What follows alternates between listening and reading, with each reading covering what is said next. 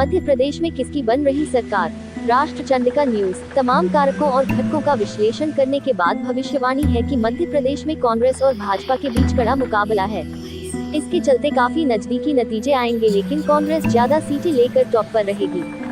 मध्य प्रदेश में चुनाव संपन्न हो चुके हैं और वोटों की गिनती का इंतजार है। नतीजा तो 3 दिसंबर को आएगा, लेकिन राष्ट्र चंडिका न्यूज ने अपने एक सर्वेक्षण में जनता की फैसले की टोल ली है। इस बार राज्य में कांग्रेस की सरकार बनती दिख रही है, लेकिन मामला करीबी होगा। सर्वे बता रहा है कि कांग्रेस को 122 सीटें तथा भाजपा को 94 सीटें मिलने की संभावना है। 14 सीटों पर मामला फंसा हुआ है। मध्य प्रदेश में 2018 के चुनाव परिणामों ने संकेत दिया था कि भाजपा को प्रदेश में सत्ता विरोधी लहर से कोई नुकसान नहीं हुआ है।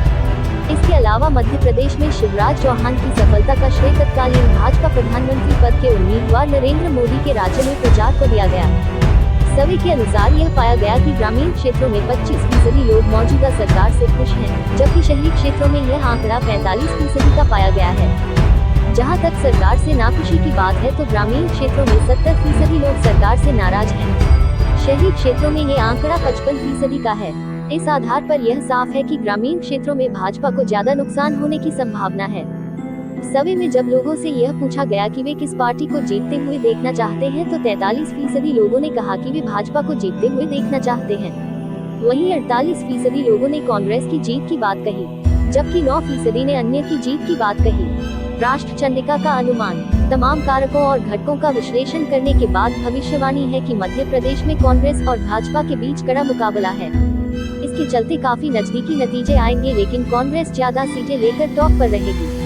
क्षेत्रवार नतीजों की संभावना बताएं तो चंबल ग्वालियर क्षेत्र की 31 सीटों में कांग्रेस को 21 और भाजपा को 10 सीटें मिलती दिख रही हैं। इस क्षेत्र में सपा बसपा को कुछ नहीं मिलने वाला। विंध्य क्षेत्र की 30 सीटों के बारे में अनुमान है कि कांग्रेस के खाते में 16 सीटें जाएंगी, जबकि भाजपा को 14 मिल सकती हैं। यहाँ भी सपा बसपा खाली हाथ रहेंगी। मालवा निमाड़ क्षेत्र की 70 सीटों में कांग्रेस 37 सीटें पा सकती है, जबकि भाजपा को 33 मिलने का अनुमान है। यानी इस क्षेत्र में काफी कांटे की टक्कर है। सपा बसपा का यहाँ भी खाता नहीं खुल सकेगा। मध्य जिलों में 32 सीटें हैं, जिनमें से कांग्रेस 32 निकाल लेगी, जबकि भाजपा 17 सीटों पर जीतती दिख रही है। सपा बसपा यहाँ भी शून्य रहने का अनुमान है। बुंदेलखंड क्षेत्र में 29 सीटें हैं, जिनमें से 18 सीटें कांग्रेस के पास जाने का अनुमान है, जबकि 11 सीटें भाजपा पा सकती है। इस क्षेत्र में मुमकिन है कि सपा 1 सीट जीत ले। महाकौशल क्षेत्र में 38 सीटें हैं, जिनमें से 18 सीटें कांग्रेस जीत सकती है, जबकि भाजपा 20 सीटें ले सकती है। इस क्षेत्र में भी सपा बसपा खाली रहेंगी। मध्य प्रदेश की राज्य विधानसभा। इस राज्य का गठन 1 नवंबर 1956 को हुआ था। यह मध्य भारत, विंध्य प्रदेश, भोपाल, महाकौशल और मध्य प्रदेश (MP) राज्यों के क्षेत्रों को मिलाकर किया गया था। पहली विधानसभा 1 नवंबर 1956 से 5 मार्च 1957 तक चली। पुनर्गठन के बाद पहला चुनाव वर्ष 1957 में हुआ।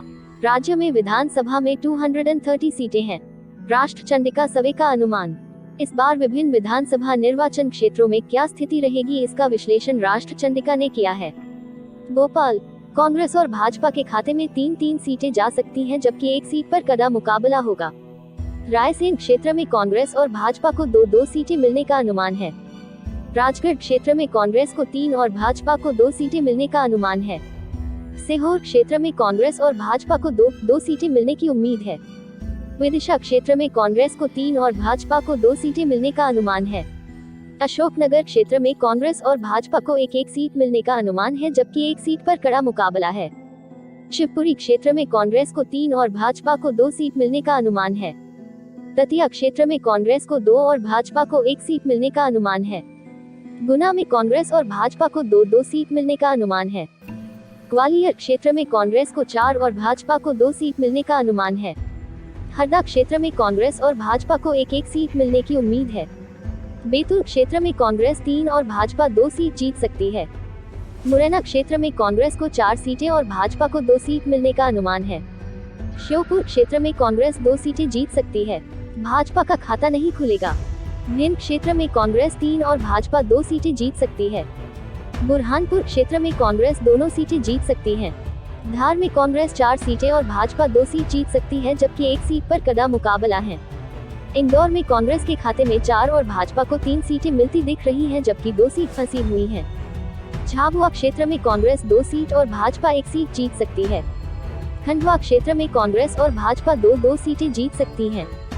खरगोन में कांग्रेस और भाजपा 2-2 सीटें जीत सकती हैं, जबकि 1 सीट फंसी हुई है।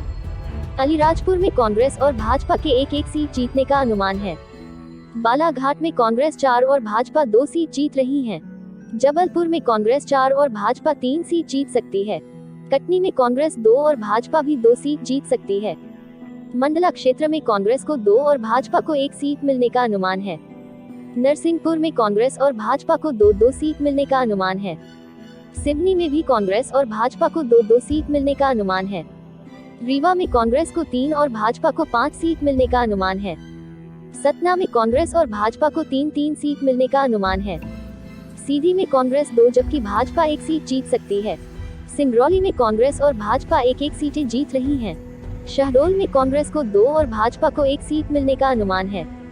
उमरिया में कांग्रेस और भाजपा को 1-1 सीट मिलने का अनुमान है।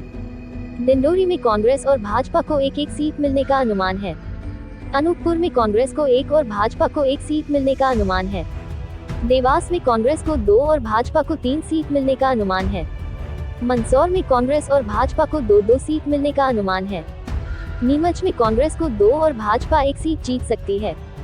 रतलाम में कांग्रेस 2 और भाजपा 3 सीट जीत सकती है। शाजापुर में कांग्रेस 1 और भाजपा 2 सीट जीत सकती है। उज्जैन में कांग्रेस 3 और भाजपा के 4 सीट जीतने का अनुमान है। आगर मालवा में कांग्रेस और भाजपा 1-1 सीट जीत सकती है। सागर में कांग्रेस और भाजपा 4-4 सीटें जीत सकती हैं। दमोह में कांग्रेस 2 और भाजपा 1 सीट जीत सकती है। पन्ना में कांग्रेस और भाजपा 1-1 सीट जीत सकती है। छतरपुर में कांग्रेस 4 और भाजपा 2 सीटें जीत सकती है। टिमागढ़ में कांग्रेस 2 और भाजपा 1 सीट जीत सकती है।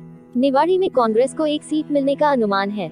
छिंदवाड़ा में कांग्रेस के 6 और भाजपा के 1 सीट जीतने का अनुमान है। नर्मदापुरम में कांग्रेस के 3 और भाजपा के 1 सीट जीतने का अनुमान है। बड़वानी में कांग्रेस और भाजपा के 2-2 सीट जीतने का अनुमान है। राष्ट्र चंडिका न्यूज।